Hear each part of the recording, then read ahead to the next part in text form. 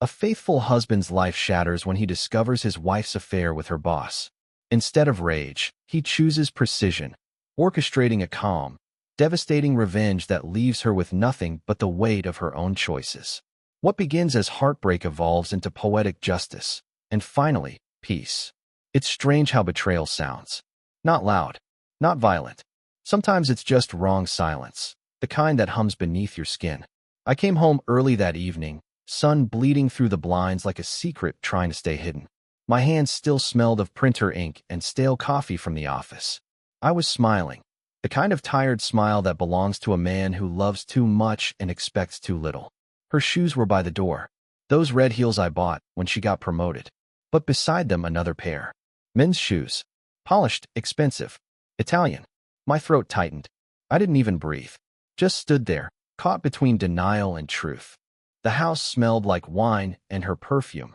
Amber, jasmine, the one she said made her feel unstoppable.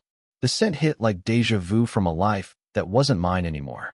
I walked down the hallway, slow, quiet, like I was afraid to disturb a dream. The door to our bedroom was half open, enough to see everything and nothing. Laughter drifted out, soft, private. Then I saw them, her head thrown back, his hand tracing her jaw. The world didn't explode. It simply paused. She noticed me. No panic. Just that smirk. The one that used to melt me. "You're not man enough to leave," she said. Calm, confident, cruel. Something inside me fractured. Not with rage, with clarity. I left without a word. My footsteps echoed like punctuation marks in a sentence that had already ended. That night, in a cheap hotel room, I stared at the ceiling, her laughter replaying in my head. The ice melted slowly, and underneath it, something sharper took its place. I wasn't heartbroken anymore. I was awake. Morning came like judgment. I didn't cry. I made a list. Not of things to destroy, but things to reclaim. First, my finances. Every card, every account, every automatic payment, all tied to me. I called my lawyer friend before breakfast. He didn't ask questions, just said, "It'll be done." Second, her career.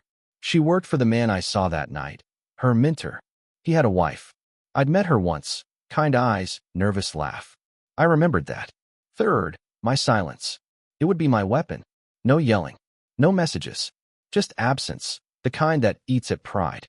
By noon, I was back at the office, answering emails as if nothing happened. My coworkers laughed, planned dinner. I smiled. Nobody saw the storm beneath the calm. That night, I deleted her number. Not out of hate, out of discipline. Day 3, I got a call from her. I didn't answer. Then texts, "Where are you? We need to talk." Then, "You're acting childish." Then, "Please." I watched her desperation unravel word by word.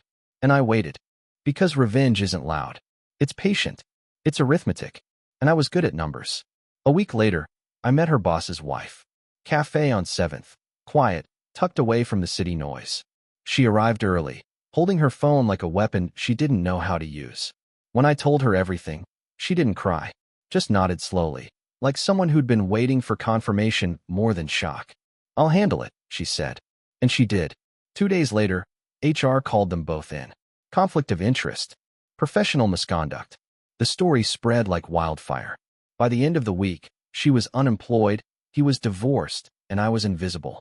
She moved out before I could serve papers. Left behind jewelry, clothes, and a version of herself I no longer recognized. I found a strange peace in routine. Gym at 6, work at 9, coffee at 7:30 sharp. People say revenge consumes you. But for me, it purified. Still, at night, her voice returned. "You're not man enough to leave." Each time I heard it, I repeated to myself, I already did. Weeks later, fate offered me a front row seat. I was in a coffee shop, rain tapping the windows like soft applause. She walked in, same perfume, different confidence. Her friends trailed behind, laughing too loudly. At the counter, she handed her card. Declined. Tried again. Declined. The barista's voice was apologetic, but the sound carried. Heads turned. Her smile trembled. One friend whispered something, another looked away. The barista took scissors, snipped the card in half. Clean. Final. Her face drained of color. Across the street, I sipped my coffee, watching through the glass. Not in triumph, in quiet observation. That's how karma works. Not with fire, but with mirrors. I stood, left a tip, and walked out before she could turn. Outside, the rain felt lighter somehow, like the air had forgiven me for something. She called from new numbers, left voicemails and half-broken sobs. Said she lost her job, her apartment, her friends. Said she didn't want forgiveness, just to talk. But closure is a door that only opens inward. And I had already locked mine. That night, I wrote a message. Short, surgical. You told me I wasn't man enough to leave. Turns out I was man enough to let you watch what happens after. Then I hit send and blocked her. For a long time, I stared at my reflection on the phone screen, my own eyes, steady, unfamiliar. I realized revenge hadn't changed me. It had revealed me. I wasn't cruel, just finished. 6 months later, peace doesn't feel dramatic. It's just quiet mornings, black coffee, sunlight on clean sheets. Sometimes I walk by that old apartment. The curtains are gone, the balcony empty. There's no sadness now, just distance. People say revenge doesn't bring closure. Maybe that's true.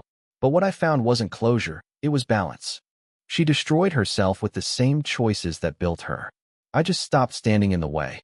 Love doesn't always end in fire. Sometimes it ends in silence. And sometimes, silence is the loudest kind of freedom.